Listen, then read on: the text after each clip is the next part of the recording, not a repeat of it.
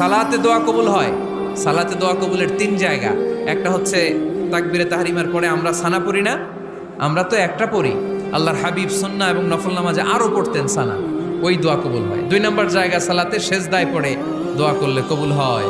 আকরাবু মা ইয়াকুনুল আবদু মির রাব্বিহি ওয়া হুয়া সাজিদ ফাকসিরু ফিহি দুআ। বান্দা যখন সেজদায় লুটিয়ে পড়ে, বান্দা আল্লাহর সবচেয়ে কাছে চলে যায়। তা কিন্তু বিশ্বনবী বলে, সেজদাটা তোমার রবের কুদরতি পায়ের উপরে পড়েছে। সেজদায় পড়ে দোয়া করেন। সালাম ফিরানোর আগে বিশ্বনবী দোয়া করতেন, লা ইউসাল্লিমান্না আহাদুকুম হাত্তা ইয়াতাআওয়াযা মিন আরবা'a।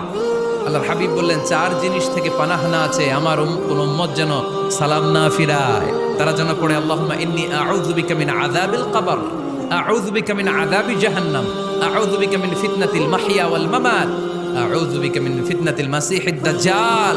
আল্লাহ কবরের আযাব থেকে বাঁচাও, আল্লাহ জাহান্নামের আগুন থেকে বাঁচাও, আল্লাহ জীবন